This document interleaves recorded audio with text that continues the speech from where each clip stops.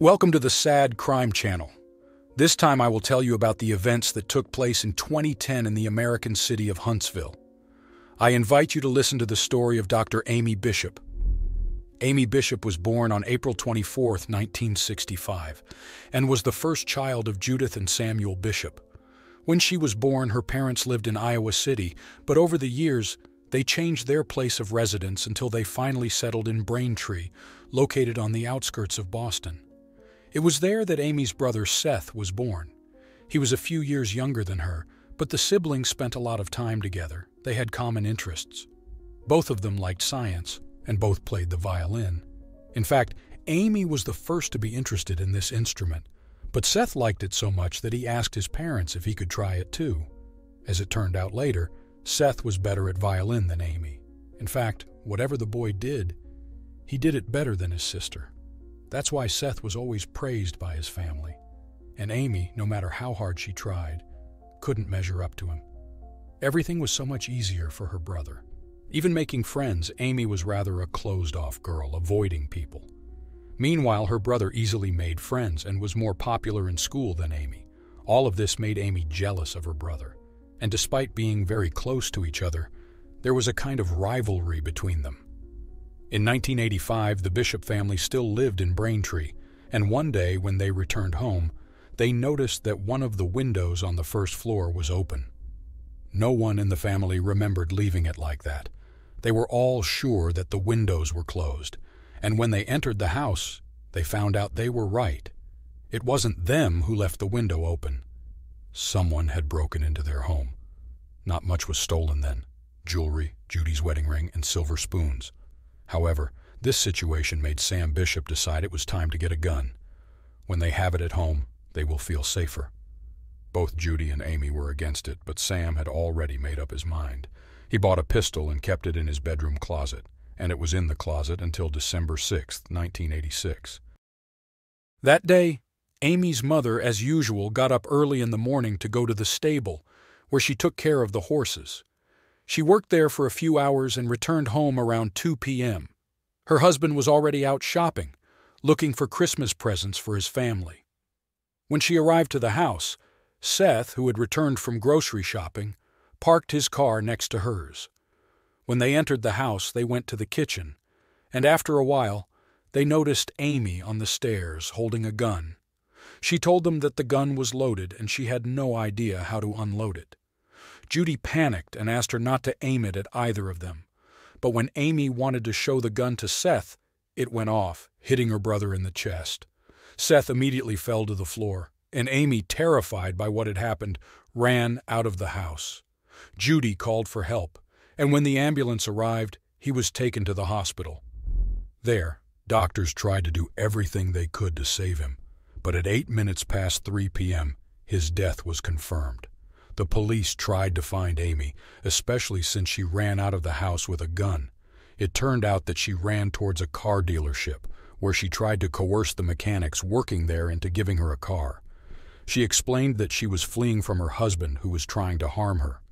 Fortunately, the police arrived on the scene. Amy was arrested and taken to the police station.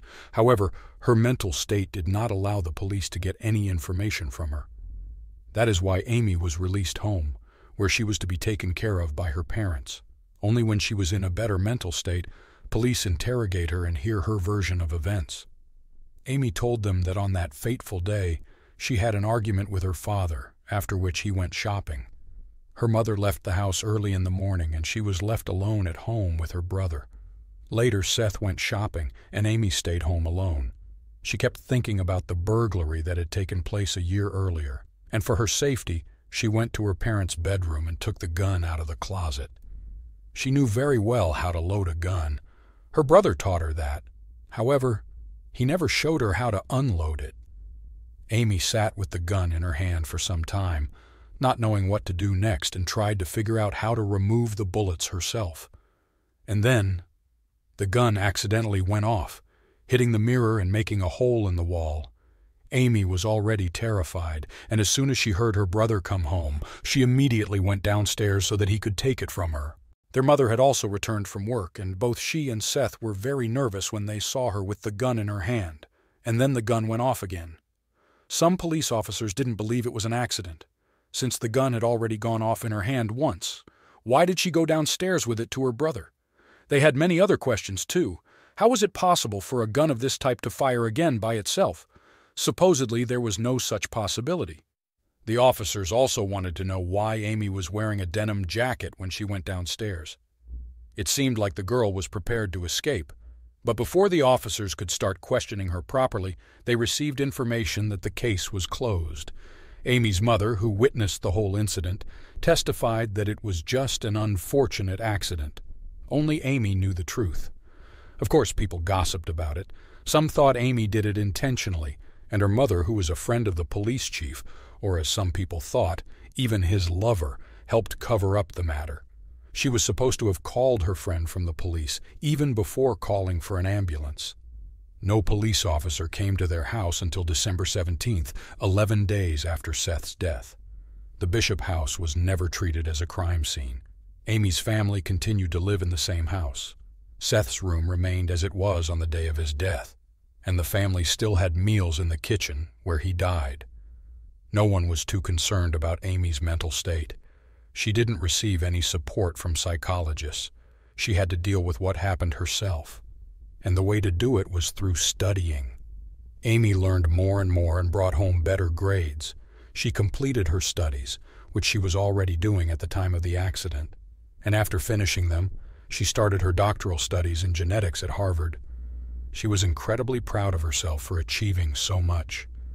Amy's father kept telling her all the time that to cope with everything that happened, she had to focus on her life.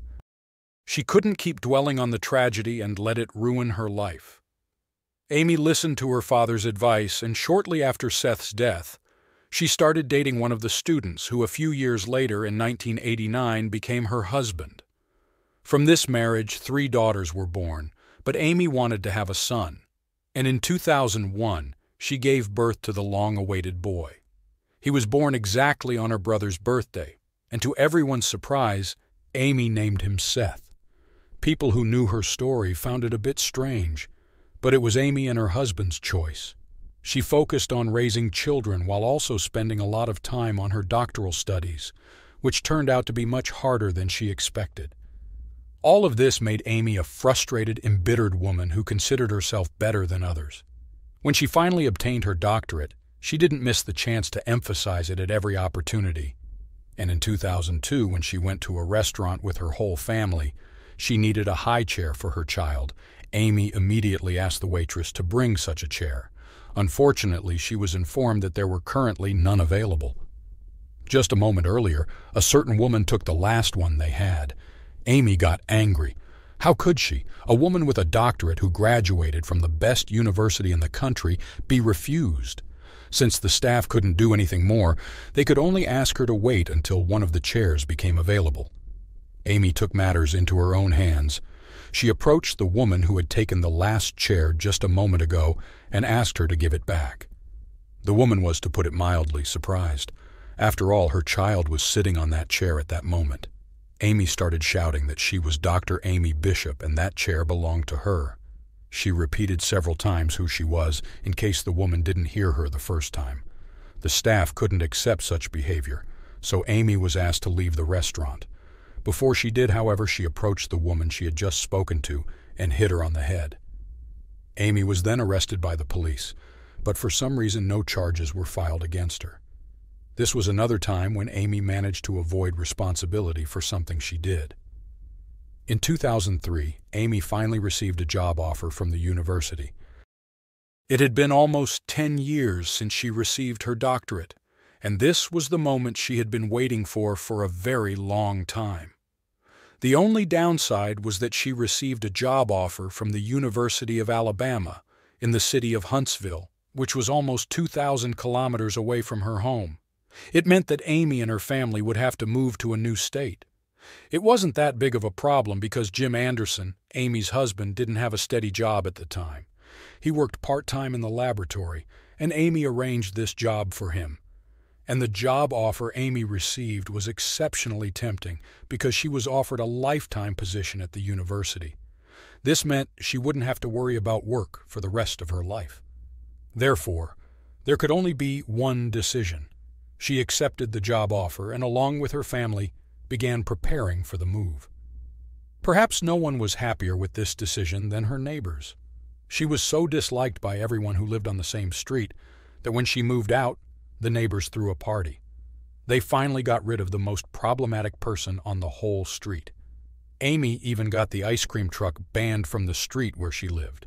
Her neighbors were happy she was moving out, and the University of Alabama employees were pleased they managed to hire someone who graduated from Harvard, to the extent that they didn't even bother to thoroughly check her job application, in which Amy lied a little. Truthfully, she listed where she had previously worked, but the period of employment wasn't accurate. Amy added a year or two to the actual period of employment.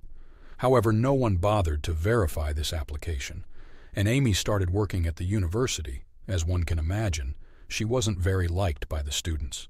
She always treated them with superiority, implying that they weren't very intelligent. Surely, in her opinion, she had dealt with more intelligent people while studying at Harvard. She banned some students from attending her classes, while others asked to be transferred to another lecturer. But Amy not only didn't have good relationships with students, she also neglected her duties at work. As an employee of this university, she was required to publish articles related to the subject she taught. These articles were published in specialized journals, but after 3 years of work, Amy stopped writing them. She knew it was her duty, but she didn't do it for the next few years. She was too busy with a project she was working on with her husband. The university authorities warned her several times that the lack of publications could result in the termination of her contract. However, Amy didn't care much about it. It wasn't until 2009 that she returned to writing. She then published her article, not in any reputable journal, but in an online newspaper, which surprised her colleagues. The university authorities began to reconsider their collaboration with Amy, not only for this reason. Many of her colleagues had reservations about her behavior. They believed that for some time she had been behaving strangely, as if she were disconnected from reality. Ultimately, it was decided to terminate her employment contract. The university couldn't imagine that Amy could continue to be one of their lecturers, but Amy wasn't going to give up so easily. She wanted to keep this job, so she filed an appeal and hired a lawyer to help her with this matter. She also tried to convince those who worked at the university to vouch for her. However, it was too late to change anything. Amy wasn't a good lecturer, neither from the students' perspective nor from the university authorities' perspective. And the woman learned that at the end of the semester, her employment contract would be terminated. It was hard for her to accept such a decision. February 12, 2010 began like any other day. Amy went to the university because she was still an employee of the university. That day, she conducted 2 lectures with her students, and they didn't notice anything strange about her behavior. She conducted the lectures in the same way as always. In the afternoon, around 3 o'clock, Amy went to the room where the faculty meeting was held. There were already 12 people in the room who worked with her. This meeting was about plans for the next semester, and everyone gathered there wondered why Amy decided to attend it. Everyone knew that in the upcoming semester, Amy wouldn't be a lecturer at this university anymore. However, no one said anything, nor asked her to leave the room. Throughout the meeting, Amy sat silently, not saying a word, which was completely unlike her. Everyone knew Amy's temperament and were surprised that she participated in this meeting so calmly. Several minutes passed in this meeting, and when it ended, Amy stood up first and walked to the door, blocking everyone's exit. Then everyone in the room could see how Amy, with shaking hands, took out a gun from the purse she had been holding onto the whole time, and without a word, started pulling the trigger. The first bullet hit the dean of the faculty, Gopi Podila, and then the others gathered in the room. No one could escape from there because Amy was blocking the only exit from the room.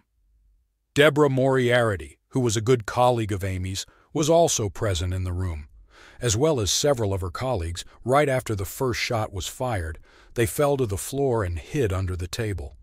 She couldn't understand why Amy was doing this. She knew it hurt her a lot that she was fired, but she had assured her several times in conversation that she would easily find another job. Amy, however, felt that her life was over. She was 45 years old and couldn't imagine applying for another job at this age. Deborah, hiding under the table, knew she would be next, so she grabbed Amy's legs and tried to topple her over. She failed, and then she started begging for mercy. She begged Amy to think of her daughter and grandson, but Amy, cold-blooded, aimed the gun at her. Deborah was ready for anything, but then Amy's gun jammed. She tried to pull the trigger several times, but with no effect. Deborah took the opportunity, approached Amy, and pushed her out into the hallway. When she succeeded, she quickly slammed the door shut and, with the help of others in the room, barricaded it with furniture. They were safe now. Meanwhile, Amy went downstairs to the restroom, where she washed the gun and, along with her blood-stained jacket, threw it in the trash.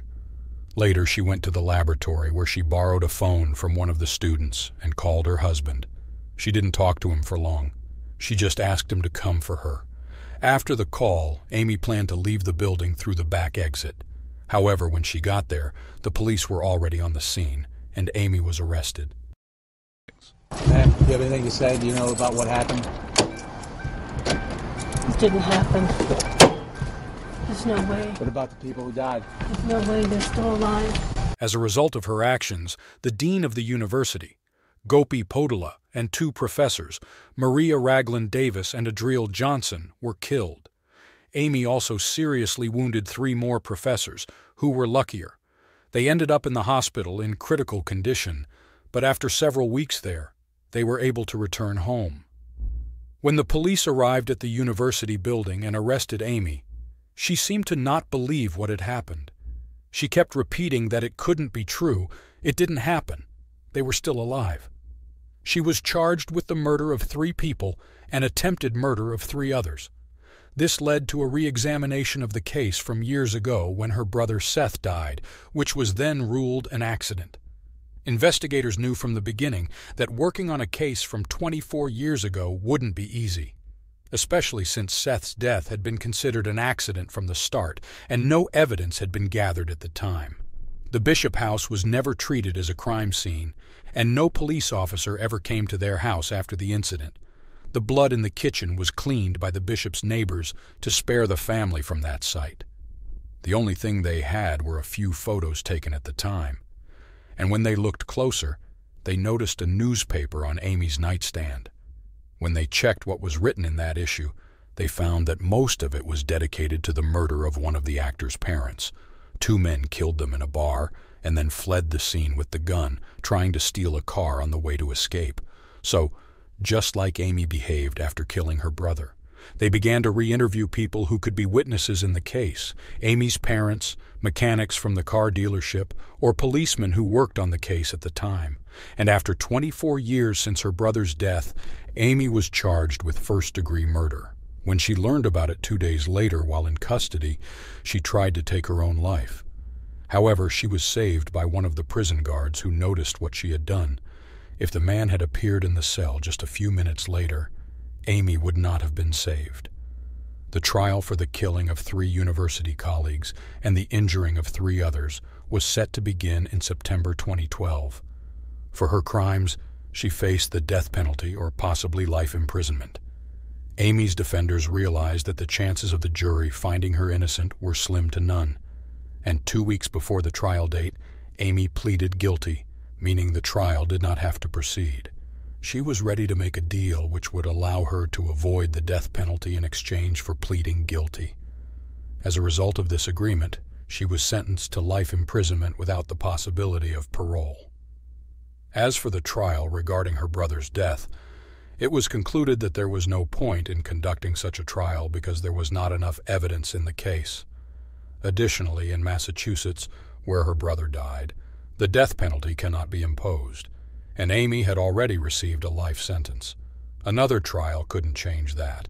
However, Amy wanted the trial to take place, claiming it was an accident, and perhaps this trial would finally prove it. It is unlikely that anyone will listen to her requests and conduct this trial because the decision belongs to the district attorney, who seems reluctant to proceed further.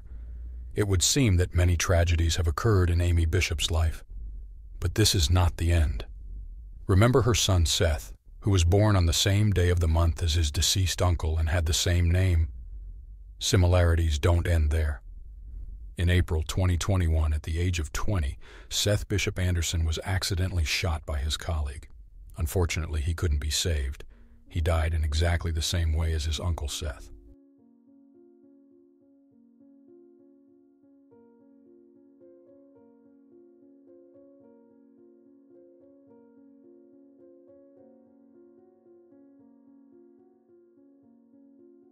And that's the end of this very sad case. Thank you for listening until the end.